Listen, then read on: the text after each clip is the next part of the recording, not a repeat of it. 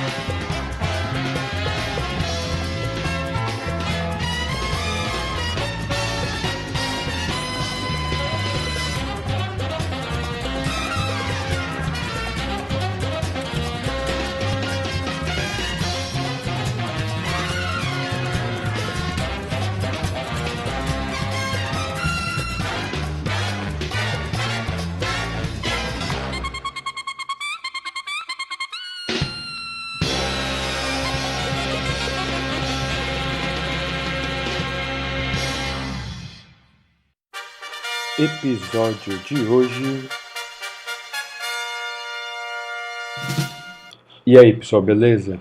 Bora aí para nossa semana 5. Nossa, tem 5 semanas esse negócio. Então é quase a metade já. Deve ter umas 3 semanas, sei lá, o semestre. Vamos falar de Guia de Onda. A gente vai encerrar essa primeira parte do curso, vamos agora. Então a brincadeirinha aqui, vamos discutir a ideia de você confinar um campo eletromagnético em uma região, né, com certas condições de contorno. Meio parecido com o que vocês fizeram já na primeira lista, né, lá que eu botei com aquelas condições periódicas, lá que você fez na primeira semana, mas aqui, digamos, mais físico, a gente vai entender. Mas antes disso, né, vamos fazer o nosso resuminho da semana anterior.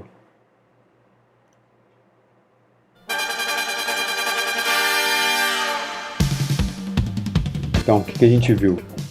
A gente viu, digamos, o condutor AC, né, porque você tem um condutor ômico, que é o modelo de Drude, né, e botou só que um campo alternado, um campo elétrico alternado. Então sua densidade de corrente ela acompanha o campo elétrico alternado, mas na verdade ele é defasado. A gente pode, mais fácil encarar isso tudo em termos de campos complexos. Na verdade, a condutividade, que seria a constante de proporcionalidade entre J e E, né, é um número complexo. Parece que temos de ômega tal aqui. Tal parâmetro do modelo de Drude que se combatendo. Em geral, para os nossos problemas de interesse, a gente consegue isso aqui pequeno. Depois a gente viu, digamos que até para aquele limite, né, ômega tal pequeno, mas dependendo da sua condutividade, você pode sua onda ficar atenuada no condutor, né, esse cara tem relação com a sua condutividade, quando você vai a zero, aquilo some. E fica magnético também, só que defasado. Mas essa é a questão que eles minguam dentro do campo eletromagnético. E depois a gente viu se você vem num dielétrico, de qualquer vácuo, né? Bota aqui 1.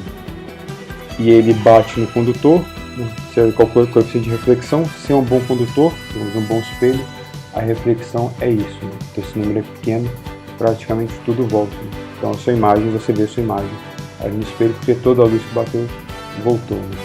Então a gente entendeu o funcionamento aqui do espelho. Beleza? Então vamos ver hoje. A brincadeira de hoje é a seguinte, né? Vamos pegar aqui essa primeira parte, ela meio que, digamos, descartável, né? É porque eu vi que na primeira semana lá da lista 1 teve uma certa dificuldade. Eu achei que seria mais claro a coisa por causa da bagagem que a gente tem de T1, mas eu vi que o pessoal se enrolou um pouco em resolver com condições de contorno, lá no caso periódicas, né? Então eu vou fazer aqui, mas com outra condição de contorno. Bom, você vai entender. Esse é um problema meio genérico, assim, uma onda genérica presa numa caixa. Isso chama até uma caixa de ressonância, sei lá, uma coisa assim que costumam chamar. Tem um nome, não sei qual que é, mas você vai entender. E depois a gente vai para o assunto, né, o tópico, né, que é guia de onda. Né, entender aqui eu vou definir aqui uma guia de onda, quais são as condições de contorno do problema. E depois nessa guia de onda você pode ter ondas, digamos, transversais elétricas, transversais magnéticas. Eu vou entender que você não pode ter transversal elétrico e magnético. Né? Então quando você bota condição de contorno, que você está acostumado no vácuo, você tem uma onda eletromagnética e não tem componente transversal, né? Digamos, ela oscila A onda está na direção Z e o campo eletromagnético oscila em x e y. Vamos ver quando você bota condições de contorno em volta, né? Digamos, uma onda continua se propagando aqui, não tem nada, mas se você bota coisas no entorno, você cria um modo transversal, ou para o elétrico ou para o magnético. Né? Não é possível você não ter um deles. Né? Essa é uma coisa interessante. Então, bora para o problema. Então, vamos começar assim. Só que tem uma água assim. Deixa eu beber uma água aqui. Calma aí. Bem que eu pedi uma pastilha. Voltei. Então, vamos embora. O problema é esse daqui. Suponha que você tem uma equação da onda aqui tridimensional. Então, esse caso é a função de x, y, z. Esse aqui seria o seu problema. E aqui eu peguei que essa onda tem 3 modos. Né? Por isso que esse A tem um vetor. Mas poderia ter um só. Isso aqui foi ter um exagero para ficar mais com uma cara de tipo onda elétrica e tal. Mas poderia ser um cara só, mas o que interessa, ainda assim o problema seria tridimensional, né? Que é a função de x, y, z. A questão é que essa sua onda, ela está presa nesse volume, né? Que seria nessa caixa aqui. Não precisa ser um cubo, né? Pode ser Lx, Ly, Lz. Mas vamos ver assim, cartesiano, né? Mas quer dizer, esses zeros não precisam ser iguais. Acho que isso gerou confusão até no problema. A diferença do exercício da lista, que na lista era mais ou menos isso, só condições de contorno periódicas, né? Era o cara aqui igual aqui, aqui igual aqui, aqui igual aqui. Aqui não, aqui significa, digamos, preso. O preso significa que não tem onda fora, mas só tem campo aqui, campo A, dentro. Então, por uma questão de continuidade, né, quando ele chega nas tampas, o campo tem que zerar. Né? Então, você tem esse tipo de condição de contorno. Pega aqui x igual a zero, é essa tampa aqui de fundo. Então, aqui para todo... Claro que o x, y, z são entre 0 e os zeros correspondentes. Né? Mas então, para x igual a 0 aqui, para todo y e z aqui, tem que ser 0. Nessa tampa da frente, quando x igual a ou Lx aqui que eu botei. Então, tem que ser 0. Na tampa aqui, quando y igual a 0. Essa tampa aqui, quando y igual a Ly. Essa tampa de baixo, quando z igual a 0. Essa tampa de cima, quando z igual a Lz. Tudo isso aqui tem que ser 0, esse vetor. Dessa condição de contorno que você tem, resolver essa equação para essa condição de contorno. Então, vamos lá, achar os, digamos, modos normais. Vamos fazer aqui separação de variáveis. Então, aqui você vê que sim, a equação tem a parte de derivada, segunda derivada em t, segunda derivada em x, segunda derivada em y, segunda derivada em z. Vai funcionar separação de variáveis. Vou fazer do jeito mais digamos, passo a passo. Então, vamos fazer a separação de variáveis, jogou na equação, e dividiu por A. Eu estou pegando por uma componente I, né? I é 1, 2 ou 3.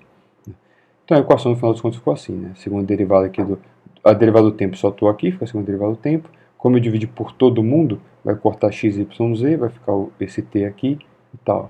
Mesma coisa aqui, só derivo o x, dividi por todo mundo, só fica o x. Derivo o y, só fica o y, z, z. Daqui você já vê que funcionou separação de variáveis, digamos, do lado esquerdo só tem t, não tem t no lado direito.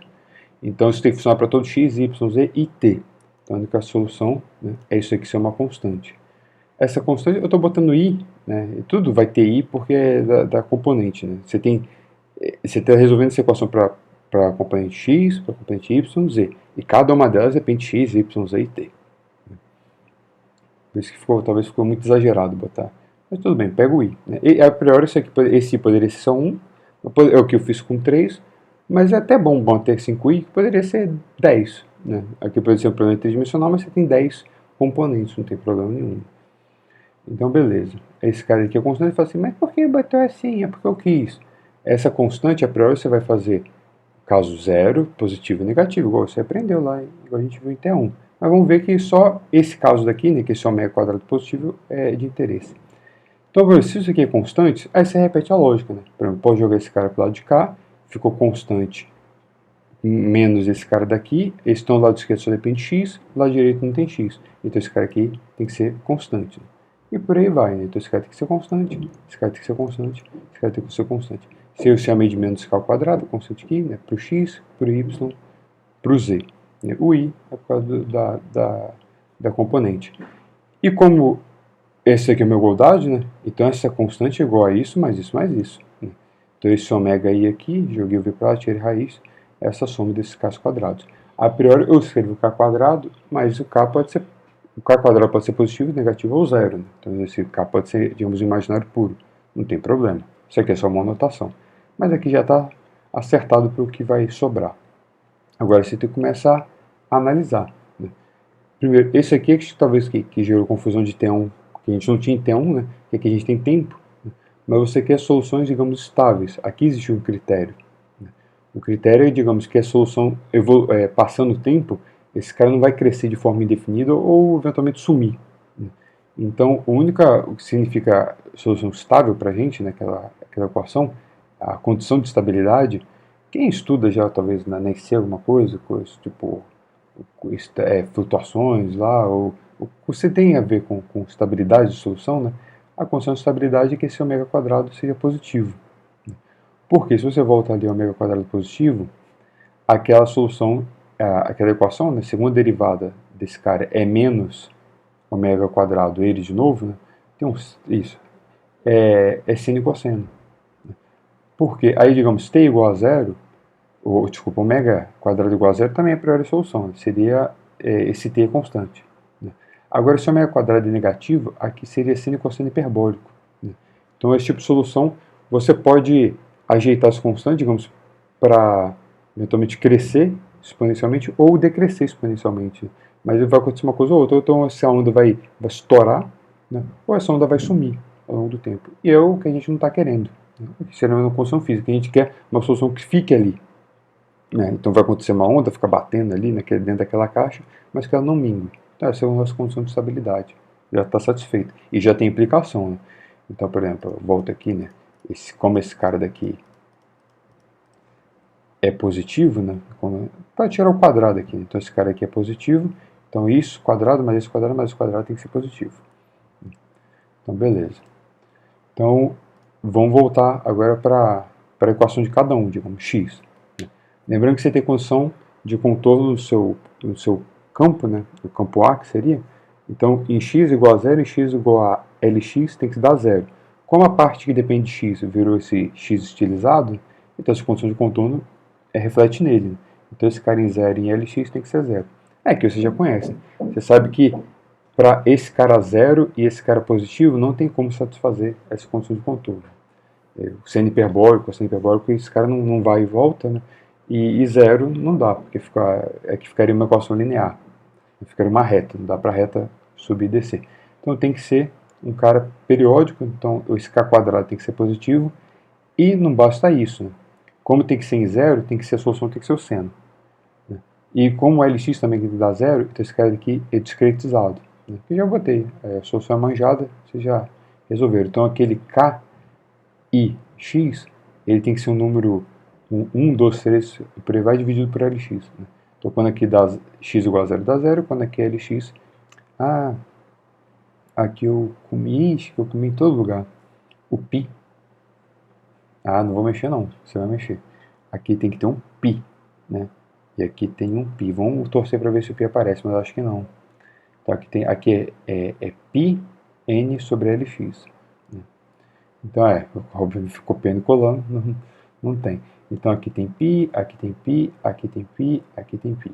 Beleza, e os n's por aí vão. Burro.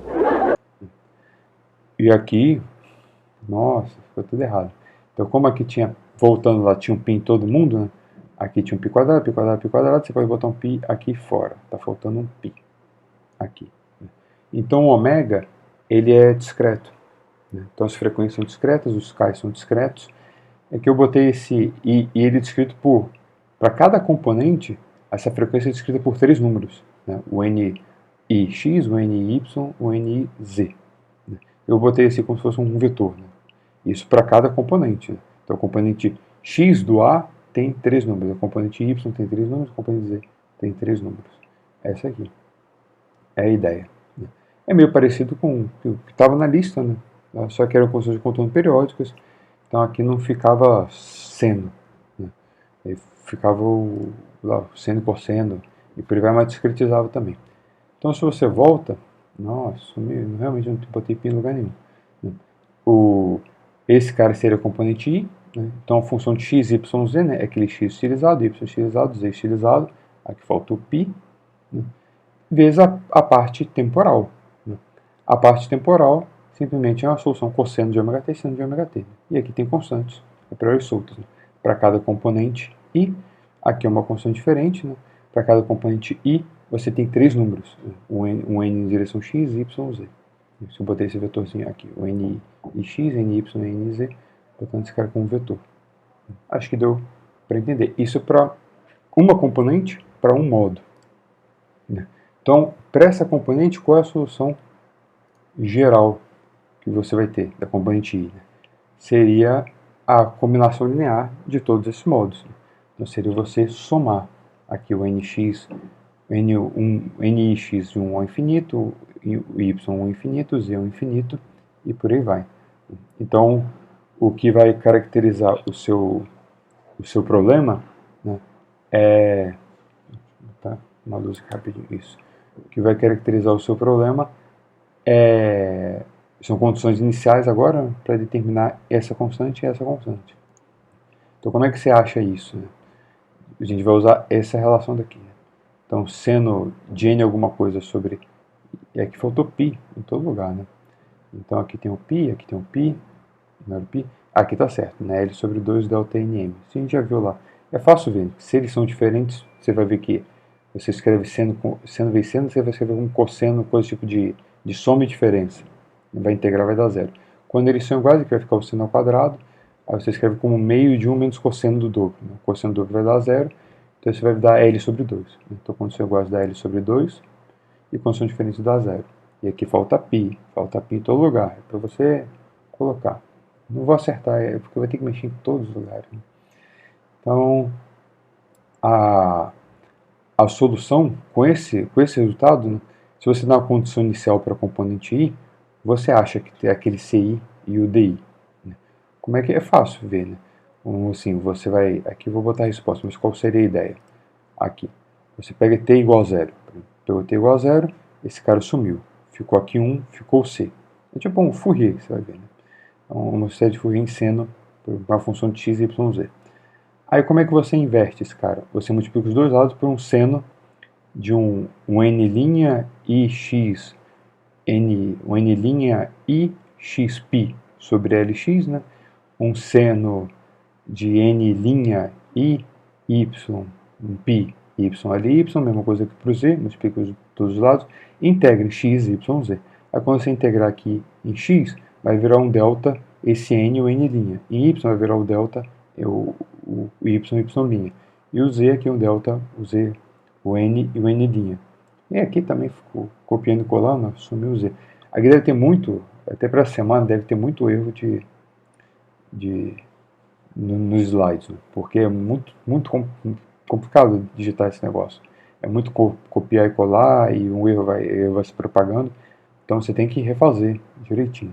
Então, quer dizer, então você vai fazer isso, vai integrar os dois lados, aqui vai aparecer delta de crônica aqui, então essas séries vão morrer e vai ficar só o C para o N correspondente, que você integrou lá. Então aqui o C, e tem que levar em conta esse fator, né, o L sobre 2. Então quando você vai fazer 3 integrais, né, vai aparecer um L do lado de cá, né, seria o lado que tem o C, vai aparecer um L 2 sobre LX, 2 sobre LY, 2 sobre LZ. Então passou para cá, ficou 2 ao cubo, dividido por LX, LY, LZ, que eu botei como V. Então essa integral tomada do volume, né? O x vai de 0 a lx, o y de 0 a ly, o z de L de 0 a lz, e ficou aqui. Para o D, você vai fazer a mesma coisa, só que você precisa da derivada no tempo. Porque se você volta aqui, pega aqui deriva em t, aqui vai sair um ômega, aqui vai ficar seno. Se eu tomar t igual a 0, vai sumir. Aqui vai sair um ômega, né? E vai ficar cosseno. Quando você tomar igual a 0, então aqui vai ficar o ômega e o d. Aí a partir daqui é a mesma lógica do outro. Então por isso que aqui tem um ômega dividindo, né? E você a integral aqui da derivada. Então se você conhece o seu campo, todos os componentes, né, no instante, digamos, 0 e a derivada no instante 0, você acha para cada componente você consegue achar o C, I e o DI para cada N. Né? Só botar o N correspondente aqui, volta, você tem o cara evoluindo aqui para todo o tempo. Então aqui você resolveu o problema. Esse aqui que eu falei que, digamos, seria a parte, digamos, é um parêntese, né? O vídeo mesmo vai começar agora, né, sobre guia de onda, mas é bom porque essa lógica meio que se repete, e para quem teve dificuldade lá na primeira semana, entender como é que é essa construção. A única diferença lá é que a construção de contorno era diferente, não era cortado, né? Zero no canto, zero no outro. Era periódico, né? Um cara é alguma coisa no canto e a mesma coisa no outro. Né? Agora sim vamos começar a guia de onda, então já vamos fazer um intervalinho para começar certinho. Beleza? Já volto já.